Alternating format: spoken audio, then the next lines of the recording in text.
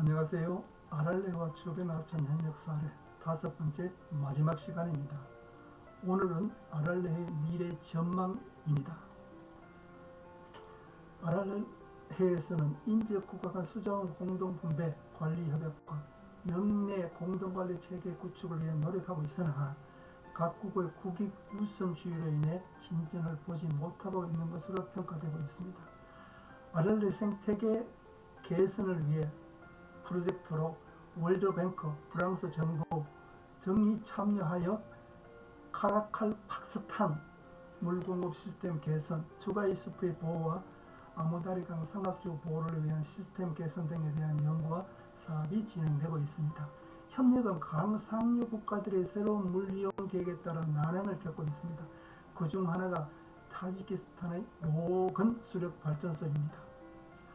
협력은 하류 국가인 우즈베키스탄의 가장 큰 걱정은 수력발전소 완공후 물을 채우는 데 걸리는 7-8년의 기간 동안 거의 말라버릴 아무다리 강과 아랄레의 피해와 이후의 수량 감소입니다. 특히 하류에 거주하는 1,800만 주민은 심각한 먹는 물 부족에 시달릴 가능성도 있고, 이와 함께 점점 말라가고 있는 아랄레에는 생물 다양성의 급격한 감소가 일어날 것으로 생각됩니다. 2025년 3억이 된 호수 아랄레를 떠난 사람들이 다시 돌아올 수 있을까? 카자흐스탄에서는 매년 3월 아랄레의 날로 기념하고 1960년대부터 아랄레 면적이 급격히 줄어든 주된 원인은 대규모 관계 농업이고 1960년대 초부터 아랄레의 사막화는 주변 지역의 기후 변화로 연간 40도를 넘는 폭염 일수가 급격히 늘어나고 있습니다. 실제로 카라칼팍스탄 공화국 유아 사망률은 우즈베키스탄 평균보다 2배나 높습니다. 카자흐스탄과 우즈베키스탄은 아랄레의 사막화를 막기 위한 노력을 지속하고 있습니다. 오른쪽에 보시는 사진인 삭사불 같은 관제목을 계속 식재하고 있습니다. 아랄레 지역은 다시 사람들이 돌아와 살아갈 수 있는 땅으로 회복될 수 없는 것일까?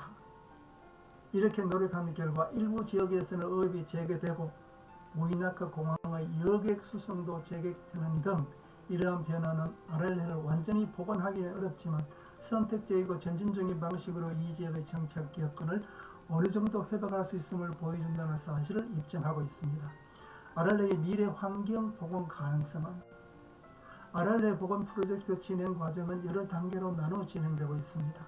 1단계는 물 공급의 회복, 2단계는 특정 지역에서 식생 복원 프로젝트가 진행되고 있습니다. 이 외에도 인근 지역의 주민들과의 협력이 필수적입니다. 아랄레와 관련된 복원 프로젝트는 단기적인 목표 외에도 장기적인 효과를 목표로 하고 있습니다. 아랄레의 복원은 세계적으로도 중요한 의의를 갖고 있습니다. 지역사회의 역할과 참여입니다. 아랄레 복원 과정에서 지역사회의 역할은 매우 중요합니다. 지역사회의 참여를 유도하는 방법으로 워크숍을 개최하는 것도 효과적입니다. 따라서 교육이 이루어진 후 주민들은 이러한 경험을 자녀세대에게 전파해야 할 것입니다. 이를 통해 아랄레와 그 주변 지역이 지속 가능한 생태계로 복원될 수 있어야 할 것입니다. 그들의 노력은 단순한 환경 보호가 아니라 삶의 방식을 혁신하는 것이기에 더 중요합니다. 아랄레 주변의 문화적 자원을 활용하여 관광 산업을 활성화하는 것도 창조적인 접근이 될 수 있습니다. 아랄레를 복원하는 것과 함께 지역 주민들이 이를 통해 더 풍요로운 삶을 살아갈 수 있도록 돕는 것이야말로 풍요로운 사회를 만들어가는 첫걸음이 아닐까요? 아랄레 복원에 대한 희망과 기대입니다. 아랄레의 미래에 대한 기대는 무한합니다. 그곳에는 많은 생물들이 돌아오고 지역 주민들의 자연환경과 조화를 이루어 살아가는 모습이 그려집니다. 그러한 미래를 위해 오늘도 조금씩 나아가고 있을 것입니다. 그러나 복원 과정이 쉽지 않을 것임을 알고 있습니다. 우리가 뚜렷한 목표를 가지고 아랄레 복원에 참여한다면 그 결과는 모래알처럼 쌓여서 마침내 큰 성과를 이루게 될 것입니다. 아랄레를 복원하는 것이 우리가 살아갈 세계를 보다 나은 방향으로 변화시키는 첫걸음이 되기를 기원합니다.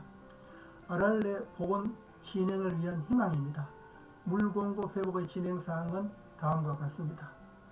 국립산림과학원 국제산림연구과 연구사는 아랄레가 말라버린 곳에 녹지를 만들어 새로운 삶의 터전을 만든다면 염사에 고통받던 주민들의 문제를 해결할 수 있을 뿐만 아니라 떠나간 사람들도 다시 찾아올 것이라는 기대를 전했습니다. 지속 가능한 생태 환경 보존과 우리의 협력은 소비에트 시기 무분별한 수자원 사용과 오염으로 비극적 상황에 이른 중앙아시아 환경 문제는 20세기 인간에 의한 최악의 환경 재앙이 발생하였습니다. 우즈베키스탄 국내적으로도 환경보호단체인 생태운동이 발족, 이례적으로 의석의 15석을 본 단체에 배분함 등 적극적으로 환경정책을 전개하고 있습니다. 이로 인해 우즈베키스탄 정부는 시대에 뒤처진 기존의 환경법을 개정하고 국제적 기준에 준하는 강화된 환경법 제정에 관심을 가지고 추진하고 있습니다. 우즈베키스탄 노력과 의지에도 불구하고 이미 광범위한 범주에 걸쳐 수십 년 동안 진행된 환경 문제는 해당 국가만이 해결하기에는 현실적으로 불가능한 상황에 처해 있습니다. 우즈베키스탄 정부는 적극적으로 생태환경 개선을 위한 국제 원조 기구와 공유국들의 공조를 요청하고 있으며 한국의 ODA에도 큰 관심을 보이고 있습니다.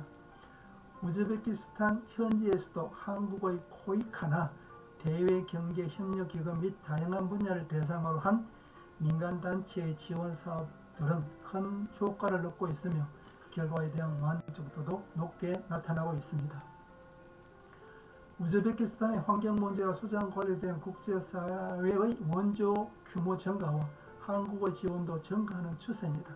한국의 수출입 원내, 대성 그룹 등이 있습니다.